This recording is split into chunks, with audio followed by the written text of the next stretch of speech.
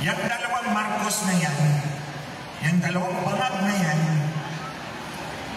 pinusta ko na yung buhay ko sa kanila, wala man lang tinulog kahit pangpanibig.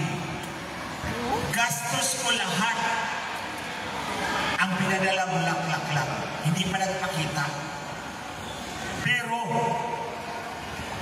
although si President Duterte at that time hindi pa niya ako kilala, humingi ako ng appointment. 1 month later, hinarap ako ni President Duterte sa Malacanang.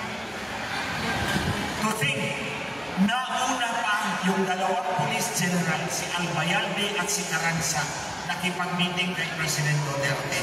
Sinabi nila, may droga yan. Tinaniman nila ng droga ang personal aid ko, ang sasakyan ko. Pero sila na una. Ako 1 hour later at ang pamilya ni Richard.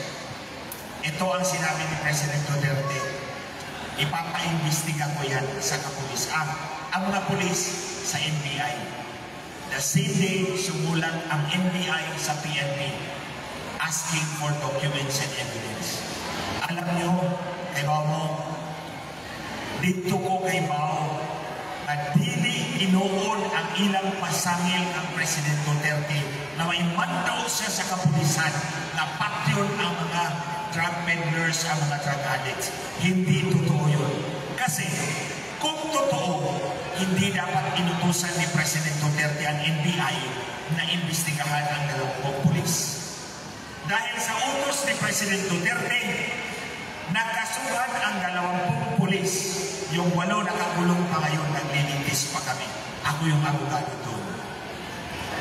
Gusto kong i-share to sa inyo because ang paratang nila kay President Duterte, inutusan niya ang mga pulis para patayin ang mga drug addicts at mga drug peddlers.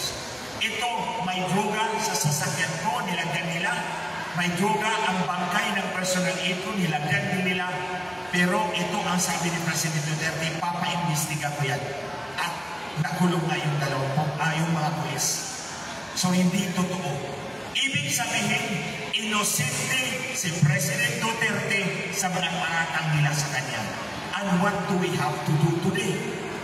Gawin natin yung mga pinayo sa atin ni Atty. Bob Victorion.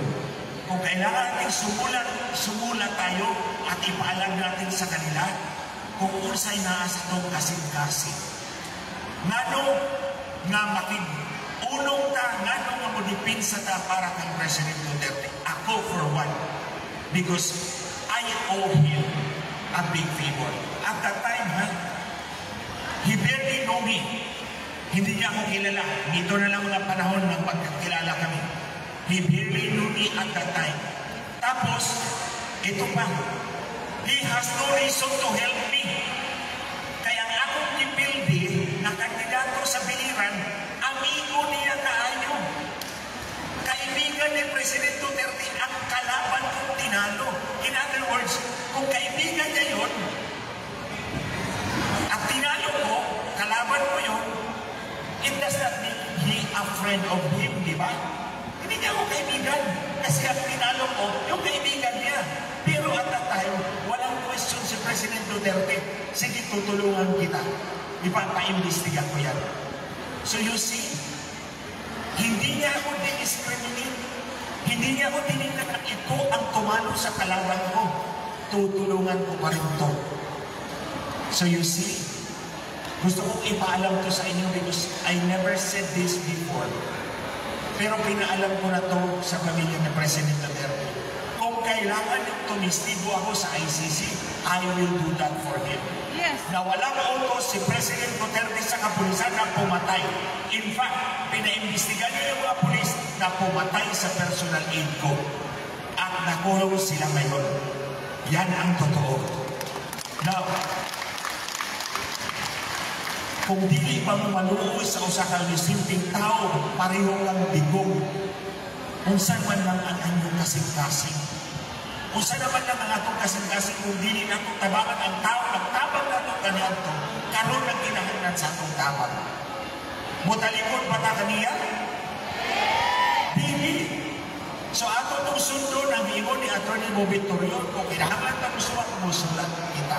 Ako, I'm willing to testify for President Duterte. Now, bago ko mahuman, katong pag-kidnap ng President Duterte is another reason why we should fight. Sa akong informants, ang imo nila, ang lalaki o ang si Tambaloslos, ang lalaki si Marcos. Yes. Si Marcos o si Romualdez nagduha-duha. Nagdalawang isip sila kung itutuloy nila yung pagpapahuli kay Digong. Ang nag-push yung babaeng wak-wak dyan sa Malacanang, si Lisa Marcos. Oh, yan. Kaya nga, mabitaw na niyon ko na kung naalam ka sa kong atubangan Lisa Marcos at uulitin ko uli ngayon, sinampal na kita kaliwat kanan Lisa Marcos. Itamparos na hindi ka gusto, hindi ka tamparoson. Oh, imagine ka ha, mauna na ang pinakapulirusong tao sa Pilipinas. Pero wag siya mahimo na kung ako siya gusto tamparoson. Oh, halika rin sa aking harap, sasampalin talaga kitang buha ka. Ito ang nagpakulong kay President Duterte, ang pakidnap. Oh. Bakit?